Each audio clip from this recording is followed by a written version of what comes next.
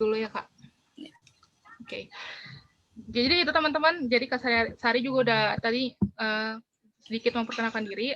Mungkin langsung aja ya Kak, kita ke materi hari ini. Kelihatan ya Kak, dan teman-teman semua yang aku share screen? Kelihatan jelas? Jelas, Kak. Kelihatan jelas, Kak. Oke, nanti mungkin kalau misalkan Kak Sari mau minta di slide selanjutnya, bilang aja next ya Kak, nanti aku bantu nextin. Oke. Oke, langsung masuk aja ini. Iya Kak, langsung masuk aja, nggak apa-apa. Aku izin ingatin lagi buat teman-teman, kalau misalkan yang audionya masih aktif nih, beberapa masih aktif, mohon di nonaktifin ya teman-teman semua, biar materi yang disampaikan sama Kak Sari lebih bermanfaat lagi buat kita semua.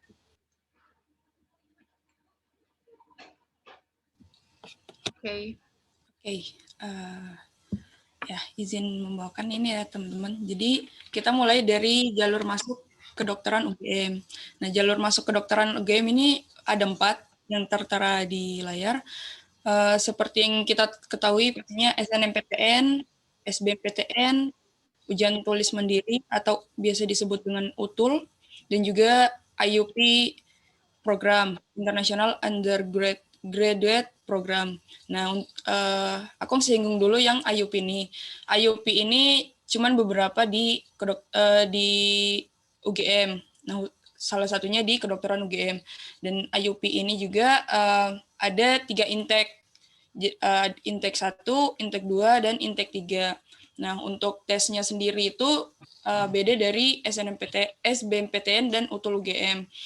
Dia ada TOEFL atau tes yang lainnya. Pokoknya nggak sama-sama SBMPTN atau UTUL. Dan juga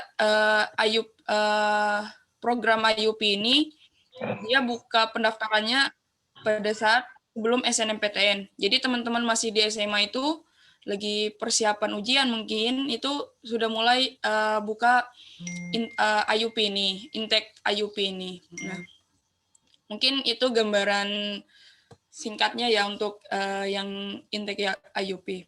Selanjutnya yang ke SNMPTN. Mungkin bisa next dulu. Oh, oke, di next Kak Sari. Ya. Oke.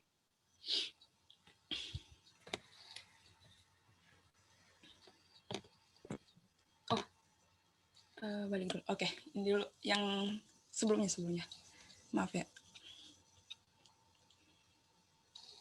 Oke, SNMPTN sendiri ini teman-teman pasti sudah tahu ya, itu dia menggunakan nilai rapor dari semester 1 sampai semester 5 dengan grafiknya yang harus dipertahankan teman-teman. Jadi, dan SNMPTN ini kan apa ya, bisa dibilang hoki-hokian di dalamnya, karena kita melewati dua fase seleksi, dari seleksi sekolah, tiap tahap sekolah dan tahap nasional. Nah, untuk teman-teman yang SNMPTN ini benar-benar niat untuk lulus SNMPTN kedokteran UGM, benar-benar dipersiapin dari kelas 1, dari semester 1 sampai semester 5. Dan grafiknya itu kalau bisa dipertahankan jangan pernah turun. Kalaupun turun, jangan turun banyak gitu. Misalnya teman-teman rata-rata dari semester 1 sampai semester 3 deh. Sampai semester 3 itu nilai teman-teman rata-ratanya 90-an. Terus masuk semester 4 udah mulai turun nih, udah 85-an, 83-an. Jadi bagaimana cara teman-teman untuk mengatur belajarnya biar nilai rapor teman-teman itu tetap naik. Adapun juga memang nggak semua yang grafiknya naik akan lulus SNMPTN, nggak juga. Ada yang grafiknya naik turun, dia bisa lulus SNMPTN. Dengar dari cutting-cutting sebelumnya juga ada yang lulus grafiknya itu naik turun, tapi dia bisa lulus SNMPTN. Karena kenapa? SNMPTN itu kan tempatnya hoki-hokian, teman-teman. Jadi jangan pernah berharap untuk di SNMPTN ini, tapi sebisa mungkin teman-teman mempersiapkan nilai teman-teman untuk di seleksi SNMPTN ini. Terus yang kedua, SBMPTN. Nah, SBMPTN ini kalau yang sering terdengar itu masuk universitas atau masuk jurusan melalui SBMPTN itu lebih terhormat. Karena kenapa? SBMPTN ini benar-benar usahanya full. Benar-benar kita memberikan effort yang banyak, effort yang tinggi untuk SBMPTN ini. Mengerjakan soal yang sesulit SBMPTN itu tidak mudah ya teman-teman. Jadi teman-teman mending lebih persiapkan diri untuk jalur SBMPTN, jangan pernah terlalu berharap dengan SNMPTN. Nah, pasti teman-teman juga udah tahu SBMPTN itu Kak. SBMPTN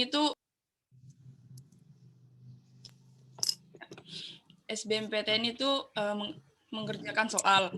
Soalnya ada ratusan soal, ada berbagai macam soal, dan juga persiapannya dan harus benar-benar dipersiapin. Jangan cuman mungkin sebulan sebelum SBMPTN baru dipersiapin, itu kayaknya akan sulit ya teman-teman.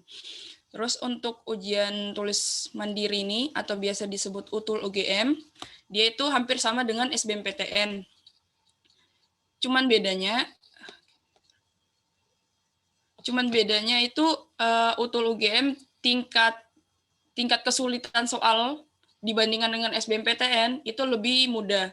Apalagi sekarang UTUL UGM ini dia nilainya diakumulasikan dengan nilai UTBK teman-teman. Dan salah satu syarat ikut UTUL UGM juga harus memiliki nilai UTBK. Nah, jadi sekarang kayaknya udah mulai enak ya, karena udah diakumulasikan dengan nilai SBMPTN dan nilai UTUL. Jadi kalau semisal nilai UTUL teman-teman rendah, dibantu dengan nilai SBMPTN teman-teman. Mungkin itu gambaran umumnya untuk jalur masuknya. Next. Oke, wait, Kak Sari. Oke.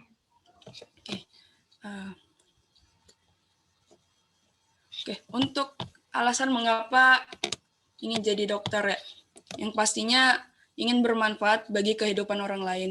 Kita tahu dokter itu membantu orang-orang yang sakit, membutuhkan pertolongan medis seperti itu. Dan dari kecil juga pengen menolong orang, pengen menyembuhkan orang yang sakit gitu. Dan juga tindakan moral yang nyata sudah pasti ya dari kita karena kemanusiaannya gitu. Terus juga membantu menyembuhkan yang sakit. Seperti saya bilang, kita sebenarnya bukan kita yang menyembuhkan, tapi atas izin Allah, lewat kita bisa membantu orang yang sakit untuk sembuh dari penyakitnya atau mengurangi rasa sakitnya itu. Dan juga karirnya yang jelas, kerjanya sudah pasti. Setelah lulus jadi dokter, sudah pasti ke rumah sakit. Pasti kita akan dibutuhkan.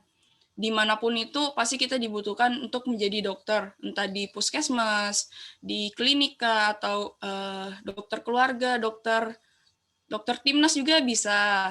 Yang penting karirnya itu pasti sudah jelas. Dan karena cita-cita. Pasti teman-teman juga pas kecil cita-citanya ada yang pengen jadi dokter. Itu kayaknya cita-cita anak kecil pada zaman dahulu ya. Kalau kecil ditanya mau jadi apa, mau jadi dokter, sudah pasti. Tapi kembali lagi kalau misalnya benar-benar kita ingin jadi dokter, ingin bermanfaat untuk orang-orang lain, membantu dia meredakan rasa sakitnya, pasti kita sampai tua juga itu akan menjadi terus cita-cita kita. Oke, next. Oke. Teman-teman, sebelum memilih kedokteran, pastinya teman-teman harus menyiapkan mentalnya, menyiapkan fisiknya, menyiapkan ilmunya. Karena masuk kedokteran itu bukan sekedar masuk kedokteran, nanti lulusnya bantu orang, kerjanya di rumah sakit, karirnya jelas, duitnya juga lancar, aman gitu. Tapi pikirkan bagaimana kalau teman-teman sudah masuk ke dalamnya. Jadi sebelum teman-teman memilih kedokteran apalagi, dan kedokteran UGM kan salah satu kedokteran yang terkenal gitu, terkenal kedokterannya. Jadi sebelum teman-teman memilih, biar tidak salah memilih, biar di tengah jalan teman-teman tidak berhenti karena pembelajarannya mungkin, atau bukan teman-teman nggak suka di dalamnya. Jadi teman-teman harus menentukan passion teman-teman dulu. Passion teman-teman itu apa sih? Apakah passion teman-teman untuk menolong orang, membantu orang, menyembuhkan orang yang sakit, memberikan obat kepada pasien, atau yang lain untuk membantu orang? Itu harus dipikirkan baik-baik, teman-teman.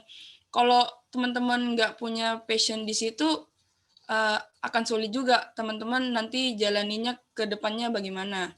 Karena kita di kedokteran kan dituntut bagaimana cara kita menolong orang dengan berbagai penyakit gitu. Dengan berbagai pemeriksaan juga yang harus kita lakukan seperti itu. Suka biologi. Kalau biologi pembelajaran dasar kedokteran, apalagi biologi tubuh manusia, itu paling dasar. Jadi teman-teman harus sukai, karena selama teman-teman di kedokteran, nah itu akan teman-teman akan pelajari itu terus. Tidak mungkin ada kimia, ada matematika, tapi itu sangat minim. Cuman di beberapa praktikum yang menggunakan hitung-hitungan gitu, ataupun kimia juga kurang banyak lah. Jadi kalau teman-teman nggak suka biologi dan ingin masuk kedokteran, dipikirin lagi. Atau enggak, teman-teman coba baca-baca buku biologi, apalagi yang tubuh manusia. Karena kan kita kedokteran umum nanti berhadapannya dengan manusia. Gitu. Tekun dan komitmen yang kuat. Teman-teman harus bersungguh-sungguh ya dalam menjalani kehidupan di kedokteran. Kalau misalnya teman-teman mau masuk kedokteran, teman-teman harus tekun, benar-benar harus tekun. Kalau teman-teman nggak tekun itu akan sulit teman-teman jalaninya di dalam. Teman-teman akan mudah menyerah nanti di dalamnya. Dan komitmen. Nah, komitmen yang kuat ini sangat penting karena kita tahu kedokteran itu belajarnya seumur hidup ya. Walaupun teman-teman sudah jadi dokter, teman-teman akan terus belajar karena ilmu di kedokteran itu selalu terupgrade. Misalnya tahun ini pemeriksaan untuk penyakit A. Teman-teman cuma stuck di situ, teman-teman berhenti belajar di situ. Tapi di tahun-tahun berikutnya pemeriksaan ini tidak lagi dipakai, malah di-upgrade terus gitu. Jadi pemeriksaan untuk penyakit A ini pemeriksaannya jadi B di yang akan datang. Jadi pemeriksaan A ini sudah tidak dipakai. Mungkin dipakai, tapi tidak begitu efektif lagi. Jadi harus kuat mental juga teman-teman hadapi semua di dalam kedokteran, karena di kedokteran itu mungkin teman-teman lihat kayak keren gitu. Nanti udah lulus jadi dokter, wih keren gitu. Tapi butuh komitmen yang kuat juga untuk melewati semuanya. Kepedulian, teman-teman harus peduli ke semua orang, tidak memandang umur, tidak memandang asal dia, tidak apapun itu, tidak ada yang dipandang. Semua sama, semua manusia yang datang ke hadapanmu saat kamu menjadi dokter itu sama semua. Mau tidak mau, kamu harus pedulikan dia, bagaimana caranya, harus berusaha untuk menyembuhkan dia, untuk care sama dia. Kalau misalnya dia sakit, datang, kamu harus berusaha juga untuk pedulikan dengan kesehatan dia. Selain peduli ke diri sendiri, ke keluarga, ke kedua orang tua, teman, tapi orang lain pun yang benar-benar tidak pernah ketemu, datang ke kamu, ya kamu harus peduli gitu. Terus komunikatif. Jadi apa yang teman-teman sampaikan itu mudah dimengerti sama orang lain. Langsung to the point gitu, tidak berbelit-belit atau berputar-putar, padahal intinya sama gitu. Cekatan, detail. Untuk detail juga teman-teman betul-betul harus melakukan apa ya? Mencari tahu sampai ke dalam-dalamnya. Misal nih teman-teman mau mencari penyakit A, kalian cari sampai A, B gitu, atau cuman tanda dan gejalanya saja. Tapi teman-teman harus juga tahu C, D, E-nya dan seterusnya. Kayak kenapa sih dia bisa seperti itu? Apa yang menyebabkan atau faktor risikonya? Itu juga teman-teman harus benar-benar detail di dalamnya, karena kurang dikit aja itu akan merubah semuanya. Next. Nih, dari Someone Famous, akan ada suatu hari ayah, ibu, kakak, dan adik yang akan menjadi saksi dan dengan senyuman bangga mengantarkan untuk memakai baju toga dan jadi saksi sumpah dokterku. Tunggu ya gitu. Jadi pastinya kalau apalagi teman-teman nanti kalau sumpah dokter kan pakainya Snelly ya. Snelly itu just dokter. Baca sambil baca sumpah dokter yang dituntun oleh dekan, rektor gitu. Dan pasti teman-teman juga akan teringat perjuangan teman-teman dari awal sampai teman-teman bisa sumpah dokter, bagaimana bangganya gitu. Apalagi diri teman-teman sendiri, apalagi orang-orang yang pernah mereka-mekan teman-teman dan melihat teman-teman sumpah dokter, itu bangganya luar biasa gitu. Next. Oke, kita masuk tips and trick lolos SNMPTN di kedokteran. Yang saya sudah jelaskan tadi, pastinya grafik nilai teman-teman mulai dari semester 1 sampai semester 5 harus dipertahanin, usahakan dia naik terus. Kalaupun turun, ya turunnya 1 poin lah gitu. Karena untuk lolos SNMPTN di kedokteran, apalagi UGM itu lumayan sulit juga ya, karena nilai-nilainya tuh saling tindis-tindisan dan hoki-hokian di dalamnya kalau SNMPTN. Terus memilih jurusan dengan rata-rata yang dimiliki. Nah, kalau misalnya teman-teman sebelum memilih nih, teman-teman riset dulu. Riset di univ mana dengan prodi kedokteran ini yang rata-ratanya sama seperti teman-teman. Jadi dibandingkan nih, kalau misalnya dia rata-ratanya tinggi dan jauh dari teman-teman, mendingan nggak usah, ngambil yang lain aja daripada nanti juga jatuh gitu, karena tindisnya jauh gitu. Tapi kalau teman-teman yakin nilai teman-teman bisa masuk ke dalam, ya tidak ada salahnya mencoba ya. Terus juga kan pakai sertifikat akademik yang benar-benar bisa mendongkrak nilai teman-teman untuk naik dan lolos di SNMPTN. Usahakan tahu rata-rata teman sekitar. Nah, kalau SNMPTN ini kan kalau bersaing dengan teman sekelas atau teman dekat teman-teman, bersaing masuk ke kedokteran UGM, SNMPTN, itu jangan pernah bersaing di SNMPTN. Karena kenapa? Di SNMPTN ini kan pendistribusian nilai ya, apalagi yang per tahap sekolah gitu, tahap sekolah yang mungkin tahap sekolah teman-teman lulus, tapi tahap nasional bakal jatuh.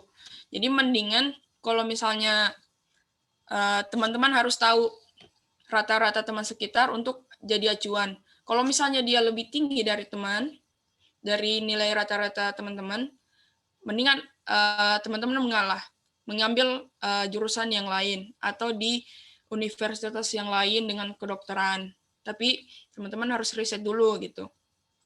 Tapi kalau teman-teman lebih tinggi nilainya, enggak apa-apa maju. Dan temannya yang mengalah, atau dia mau lanjut juga nggak apa-apa, tapi mungkin dia bakal ditindih gitu dengan nilai teman-teman sendiri. Nah, dan juga jangan mengikuti rasionalisasi nilai raport. Nah, teman-teman ini akan membuat teman-teman jadi bimbang gitu, jadi bingung. Padahal yang membuat juga teman-teman tidak konsisten dengan pilihan teman-teman. Misalnya di awal teman-teman pilihnya kedokteran nih, udah stuck maunya ambil kedokteran UGM dengan nilai rata-rata teman-teman segini. Setelah teman-teman ikut rasionalisasi nilai raport ini, teman-teman kayak, oh nilai saya nggak cukup gitu, nilai saya kurang.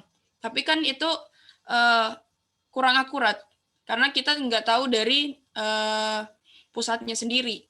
Jadi jangan pernah untuk menjadikan hal ini untuk menjadi acuan teman-teman. Jadi tetap ikuti yang nasional, bukan yang sekadar online ikutan gitu, enggak gitu. Oke, next. Nah, konsultasi dengan guru yang benar-benar mengetahui tentang perguruan tinggi. Pasti di sekolah teman-teman juga ada salah satu guru atau dua yang tahu tentang perguruan tinggi tersebut dari jalur masuknya atau perkuliahan di dalamnya. Nah, itu teman-teman konsultasikan tuh nilai kalian sekiranya bisa masuk nggak ya kalau di sini gitu. Terus juga jangan lupa mengunggah sertifikat. Nah, sertifikat ini bisa membantu nilai teman-teman bisa agar naik, agar lebih tinggi lagi gitu. Dan jangan lupa berdoa, berikhtiar, dan minta restu ke kedua orang tua. Ini sangat penting ya teman-teman, dari sebelum teman-teman memilih, sebelum teman-teman melakukan sesuatu, sebelum teman-teman melakukan ujian atau tes, ini sangat penting teman-teman harus lakukan. Jangan pernah berhenti berdoa juga. Next. Oke. Keuntungannya kalau teman-teman lolos SNMPTN, itu teman-teman tidak harus mengikuti SBMPTN lagi.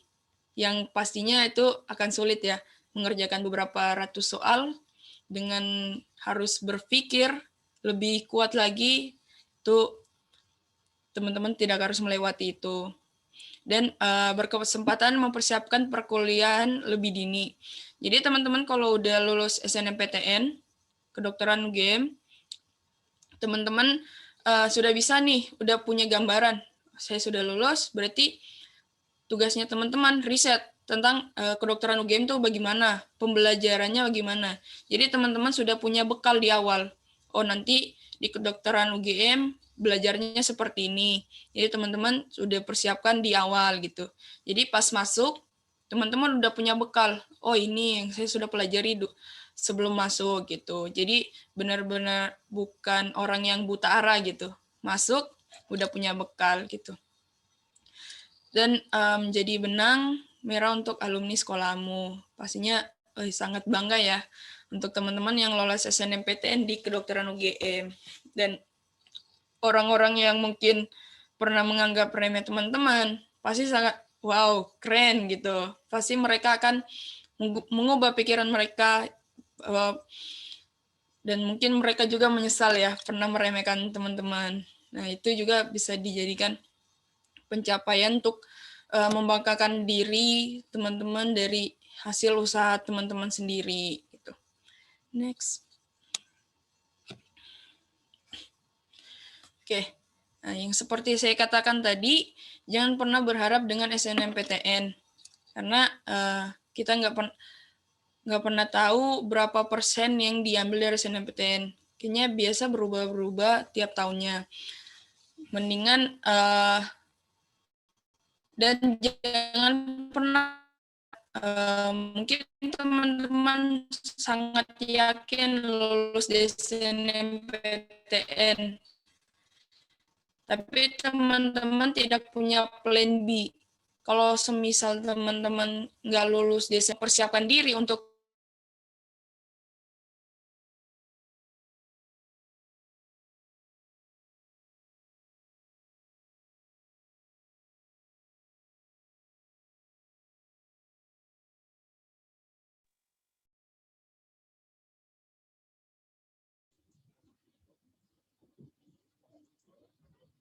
Halo teman-teman semua.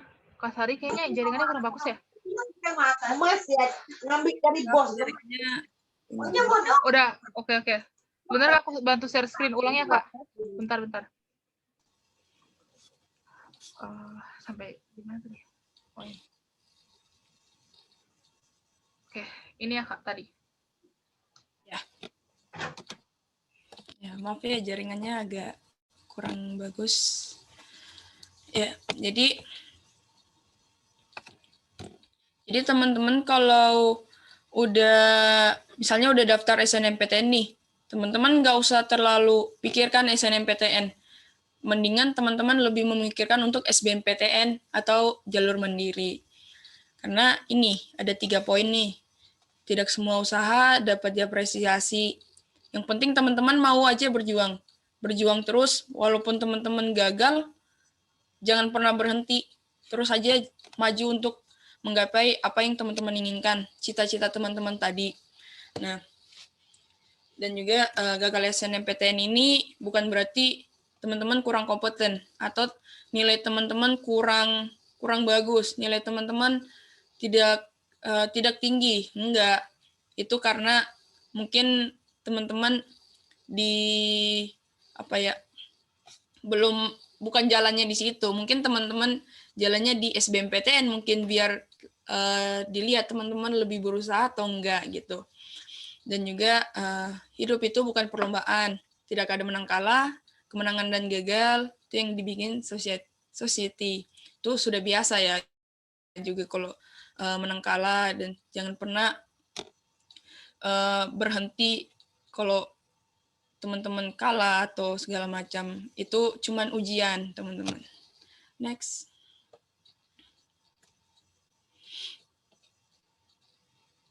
Oke.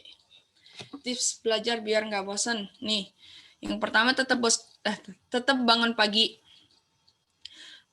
Karena kenapa tetap bangun pagi? Kalau biasa itu pepatah nggak bangun pagi rezekinya dipatok ayam ya. Jadi teman-teman bangun pagi juga itu bisa membantu refresh otak teman-teman. Otaknya lebih enak gitu untuk belajarnya, untuk otaknya lebih refresh lagi. Kalau misalnya teman-teman bangunnya siang, ada kelihatan tuh malesnya, kelihatan magernya, kayak orang yang tidak mau berjuang gitu. Dan ciptakan ruang belajar yang kondusif. Sebagus mungkin teman-teman sukanya belajar di ruangan yang tertutup kah, atau teman-teman belajar di ruangan yang rame atau yang sepi gitu. Itu terserah teman-teman bagaimana enaknya. Yang penting teman-teman bisa belajar dengan nyaman dan enak di situ. Terus juga buat jadwal. Nah, disiplin waktu juga di sini sangat penting ya teman-teman. Kalau teman-teman nggak disiplin, teman-teman akan susah jalaninnya. Jadi kalau teman-teman nih buat jadwal nih persiapan SBMPTN misalnya. Jadi teman-teman misalnya minggu ini teman-teman buat hari Senin mungkin jam segini atau sampai jam sekian itu belajar apa.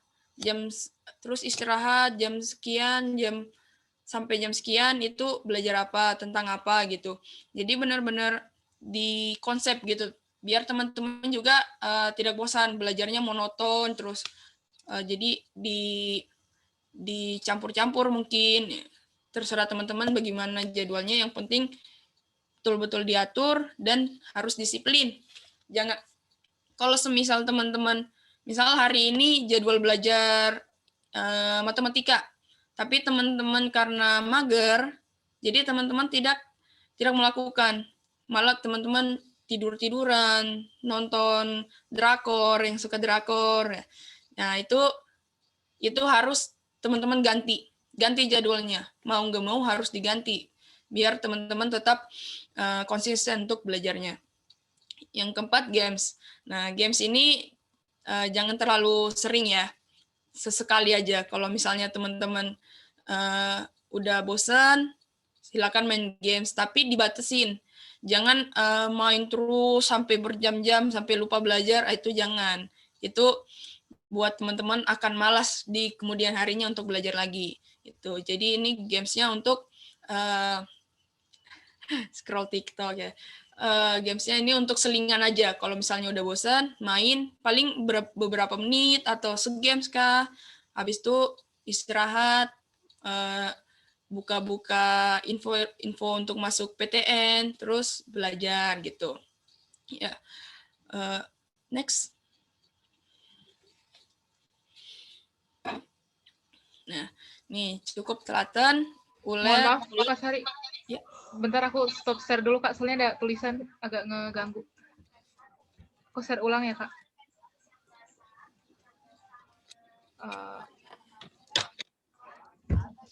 Oke, Kak. Udah. Oke. Cukup telaten, ulet, dan disiplin akan ilmu. Maka Anda akan menjadi dokter yang hebat. Jangan pernah sombong, karena sejatinya dokter merupakan pelayan masyarakat. Harus dekat dengan masyarakat, jangan pernah menganggap levelnya tuh lebih tinggi. Jadi ini bisa dijadikan motivasi untuk teman-teman. Jangan karena teman-teman misalnya nanti udah dapat gelar DR nih, atau teman-teman udah masuk kedokteran, apalagi kedokteran UGM yang terkenal gitu.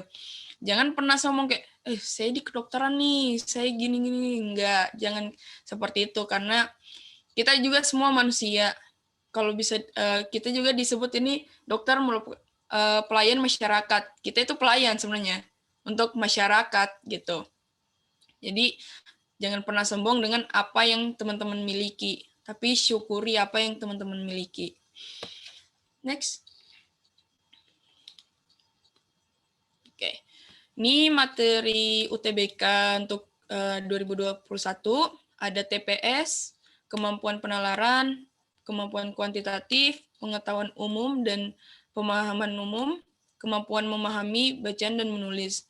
Nah, ini juga teman-teman udah bisa riset-riset ya dari dari soal-soal sebelumnya, itu teman-teman bisa jadikan referensi untuk belajar. Juga dari materi TKA, matematika, fisika, kimia, biologi. Dan juga ada juga kayaknya bahasa Inggris, tapi itu yang dasar-dasar gitu. Bahasa Indonesia, matematika dasar juga itu masuk. Oke, next.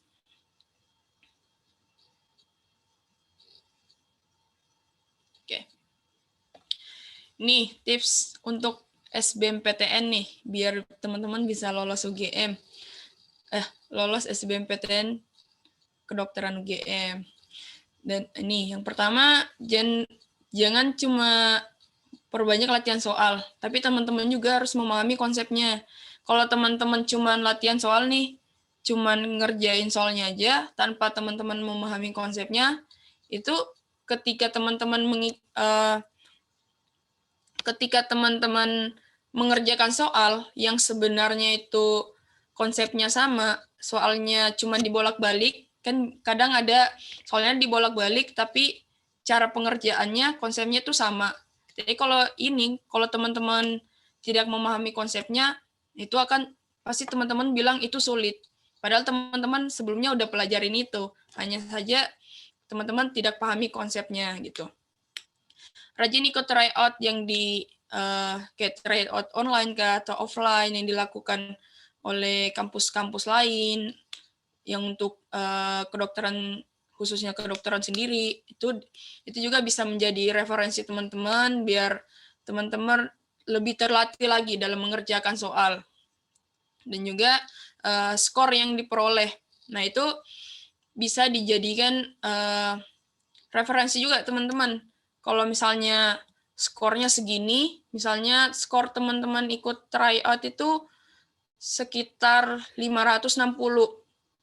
Kalau kita lihat rata-rata masuk kedokteran UGM itu 600-an, 600 lebih.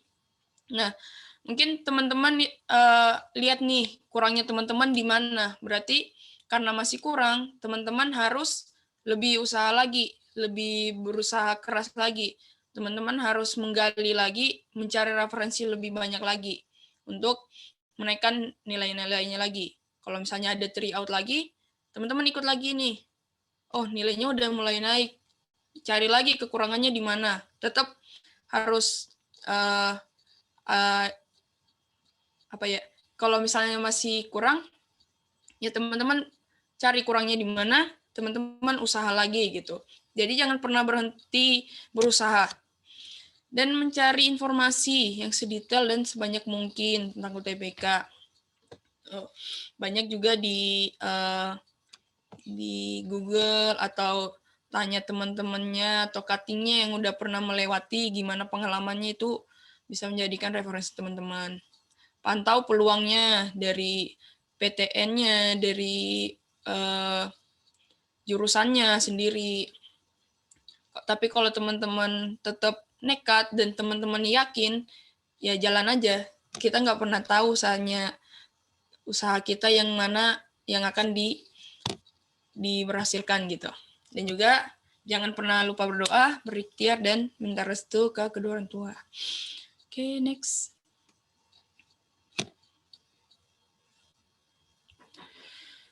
Nah, teman-teman kalau misalnya belum rezekinya di SBMPTN, masih ada jalur mandiri. Dimanapun itu pasti ada jalur mandirinya. Nah, jadi kalau di UGM sendiri itu ada UTUL UGM atau yang ujian tulis. Nah, UTUL ini menggunakan nilai UTBK dan tingkat kesulitan soalnya pasti beda juga ya dengan SBMPTN. Ya. Mungkin next.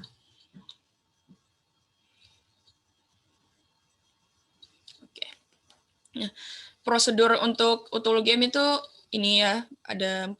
Dan teman-teman juga bisa cek di um.ugm.ac.id. Di situ banyak info-info juga. Teman-teman bisa lihat ke situ, bisa lihat cara pendaftarannya, terus webnya, dan juga kota-kotanya yang bisa ditempati untuk ujian, biayanya berapa yang harus dikeluarkan. Nah, perlu teman-teman tahu juga,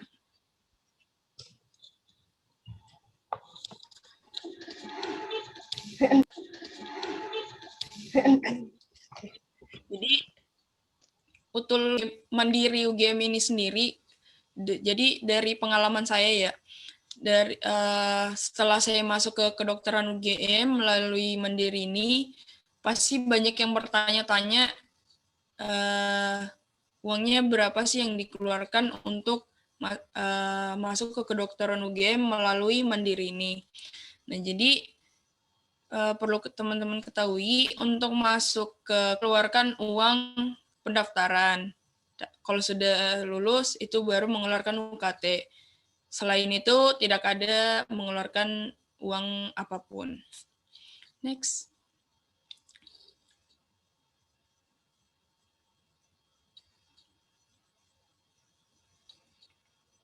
Oke, ini untuk materi-materinya ada TKDU, ada TPA, dan juga sesuai kelompok ujian yang teman-teman pilih. Kalau Saintek ya IPA, kalau Sosum IPS, dan juga ada IPC.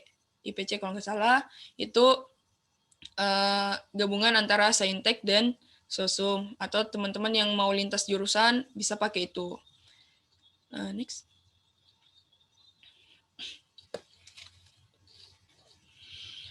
Nih, tips suksesnya, persiapkan kelengkapan yang harus dibawa.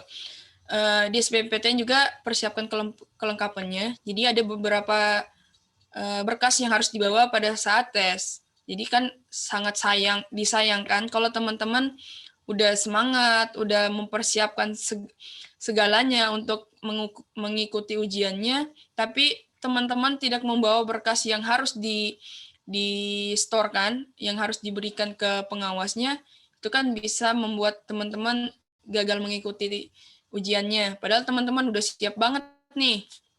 Jadi itu harus diperhatikan. Perbanyak latihan soal, pelajari konsepnya, jangan soalnya monoton itu terus, tapi cari yang lain gitu. Pilih soal. Jadi teman-teman, kalau dari saya, teman-teman kerja dulu nih yang mudah. Yang mudah dulu kerjain, selesaiin sampai 200-an kalau nggak salah itu 200 soal. Terus baru mulai soal yang sulit. Tapi kalau teman-teman juga mau, ya soal yang susah dulu, habis itu soal yang mudah. Terserah teman-teman bagaimana cara teman-teman mengatur. Tapi bisa disisihkan soalnya dulu gitu. Percaya diri. Jadi teman-teman kalau udah niat, udah yakin masuk ruang ujian tuh udah percaya diri aja bahwa teman-teman itu pasti bisa mengerjakan soal-soalnya gitu. Jangan lihat kayak dia pintar, dia gini, apalagi lihat teman sekelas nih yang pintar dan satu ruangan ujian dengan kamu, jangan down dulu, tapi percaya diri aja. Oh, saya bisa buktikan bahwa saya bisa kerja soal-soal itu dan saya bisa lolos melalui SBMPTN ini. Dan motivasi dan niat yang kuat. Nah, ini sangat penting dari diri kita sendiri juga.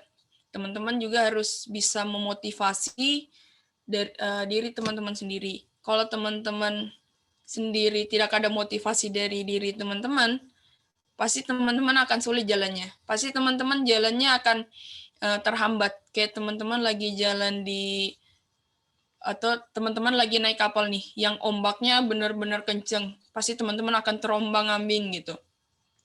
Dan juga motivasi dari orang terdekat juga itu kurang bisa membantu teman-teman kalau teman-teman tidak punya motivasi dari diri sendiri. Dan juga niatnya teman-teman. Dan teruslah berdoa, ikhtiar, dan minta restu ke kedua orang tua. Itu selalu diutamakan ya teman-teman sebelum teman-teman melakukan sesuatu, itu harus utama. Itu harus menjadi poin yang utama. Next.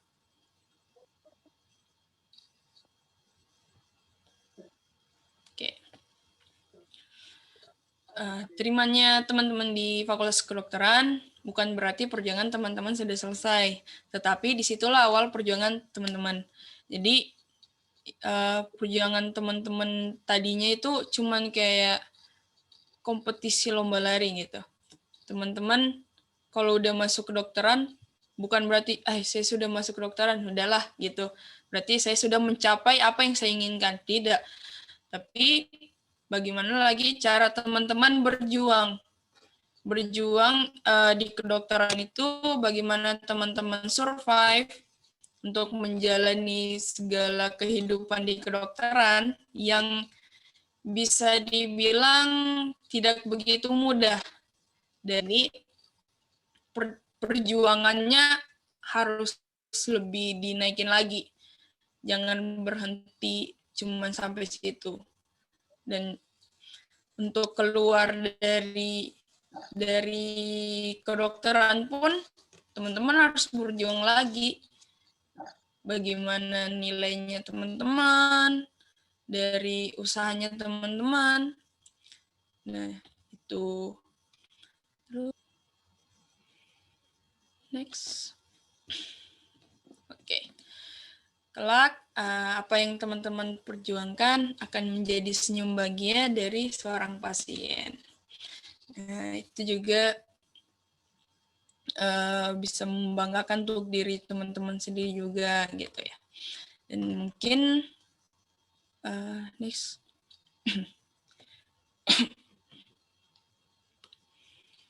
Mungkin sedikit titipan untuk teman-teman. Jadi seorang pejuang itu tidak akan pernah berhenti hanya karena gagal sekali, 2 kali atau lebih.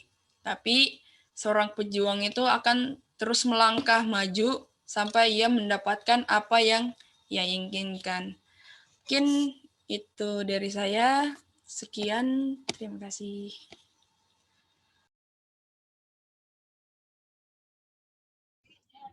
Oke, terima kasih Kak Sari atas penjelasannya, luar biasa, sangat jelas banget apa yang dijelasin tadi. Oke, semoga tadi apa yang disampaikan sama Kak Sari juga teman-teman bermanfaat bagi kita semua. Nah, sekarang aku buka sesi Q&A nih teman-teman. Sebelumnya aku bakal utamain buat teman-teman yang mau nanya secara virtual, secara langsung, bakal lebih, insya Allah bakalan aku tunjuk langsung. Jadi insya Allah yang nanya secara langsung bakal pertanyaannya langsung kejawab sama Kak Sari. Nah, kalau di kolom chat beberapa bakal aku bacain sebelum ditanyain ke kakaknya. Oke. Jadi buat teman-teman kalau mau nanya secara virtual, secara langsung, silakan pencet klik tombol raise hand terlebih dahulu.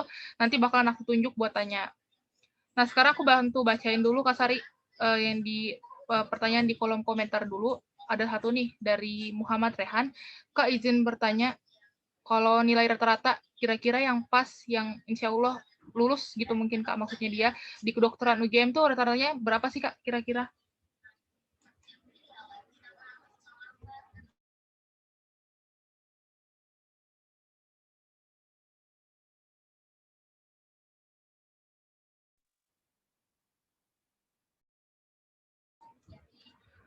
Oke, teman-teman, kayaknya Kak Sari jaringannya keputus. Jadi kita tunggu bentar ya. Tunggu bentar lagi. Oke. Udah banyak yang mau resen. Jadi monggo teman-teman, kalau misalkan ada yang mau nanya secara langsung aja di resin. Insya Allah pertanyaannya hari ini bakalan kejawab untuk yang bertanya secara virtual, secara langsung. Sambil nunggu Kak Sari join nih, kira-kira teman-teman ada yang tahu nggak sih kalau kedokteran tuh seperti yang dijelasin tadi Kak Sari di PPT-nya kan udah dijelasin tuh nilai akurat rata-rata lulus kedokteran tuh berapa. Nah, mungkin teman-teman boleh bantu jawab nih pertanyaan Rehan. Ada yang nyimak nggak tadi selama Kak Sari ngasih materi?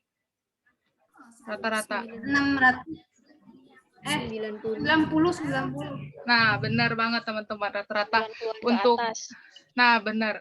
Kalau kedokteran seperti yang disampaikan Kak Sari tadi, untuk rata-rata tuh insya Allah ya 90 lah ya minimal. Udah langsung, nggak langsung keterima sih, tergantung lagi tadi yang kayak dibilang Kak Sari, hoki-hokian.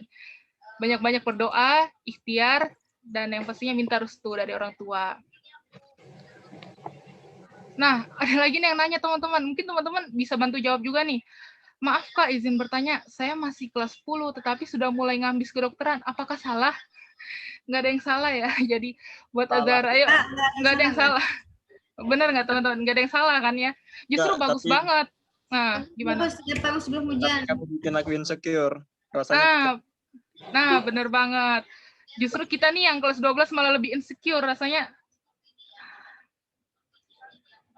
Oke, jaringan gue udah bagus.